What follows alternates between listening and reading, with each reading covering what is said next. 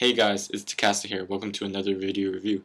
So winter is coming in Hong Kong and it's getting pretty cold, so you can see I'm wearing a little bit more during the winter. So guys, remember to keep warm, don't catch a cold, and here's another video review.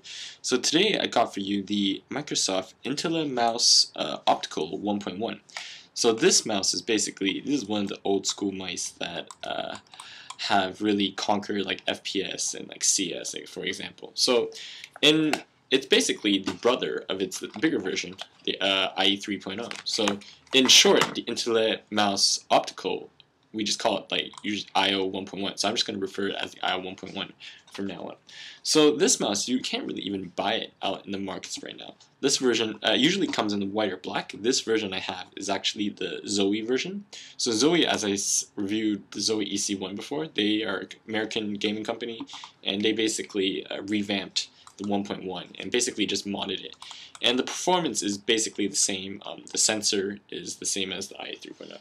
So as I said before, you can't really buy it anymore, but I'm assuming you can probably get it secondhand for really cheap, $15, $40. And the performance is still the same because it's still using the same sensor as like 10 years ago, or yeah, probably 10 years ago. So I think you can probably get it on eBay for $15 or $20, maybe $25 with shipping, but I could sell you guys some if you want. I got like a couple spare. But anyways, so basically moving on to the shape of the mouse. It is it's basically a ambidextrous mouse. You can use it with your right hand, like this, or you can use it with your left hand. So it's basically exactly the same on both right and left sides. If you can see like this, it's quite bulky and it's not very flat like the Zowie.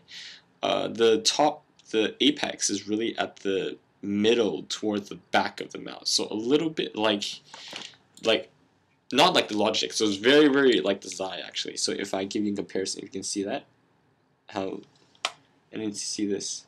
So I guess the Zowie, the apex is a little bit on towards the back of the mouse, whereas the IO 1.1 is a little bit in the middle. And you can see it's a lot more thicker. So this is a little bit slimmer. This is a little bit thicker.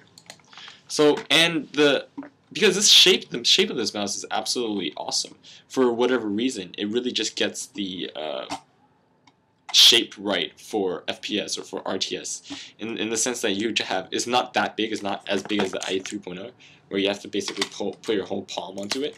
It's like slightly small. So I'll give you like a comparison here, so you can see like how big that is, and you can see the IO 1.1 is like it's slightly smaller.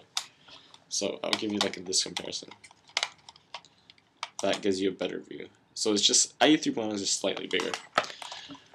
I mean, and when you use it, when you do like flicks, like 180 degrees flicks, it just works really, really well.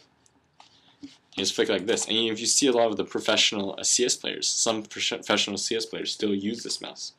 Maybe because of its comfort, and maybe because of just overall the performance. And talking about performance, the sensor is basically the same sensor as the IE 3.0.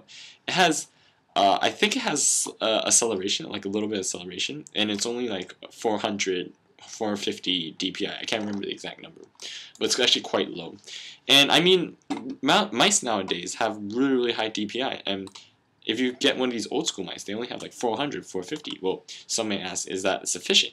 Well, to be honest, it really depends on the game you're playing, and most FPS players don't really play with that high sensitivity anyways. And when you're saying your RTS, this is like extremely low, and you might have to move bigger to like control the units, and you have to be like keep on dragging, and the micro. I mean, does it still work as efficiently? Maybe, probably. I think it's still sufficient. I mean, 800 DPI is sufficient. This 450 is still sufficient. In the sense that this mouse is also ambidextrous, so using it for like RTS, just like flicking a lot of the units like this is extremely, extremely comfortable. A little bit more comfortable than IE 3.0, which is ergonomic, right? And obviously, it's very, very similar to the Zowie, where the Zowie, you can also keep on doing this kind of flick motion. With the IO 1.1, you can keep on doing this flick motion. So just, in general, just a very, very comfortable mouse. But in the sense that it's comfortable, but they didn't really add like a matte finish to it, it's still very slightly glossy, slightly tacky a little bit. So it's not like this nice matte surface of a Zowie or even this Akari, for example. It's not this matte surface. It's just a very, very conventional Microsoft mouse. So in that sense, it's not very flashy.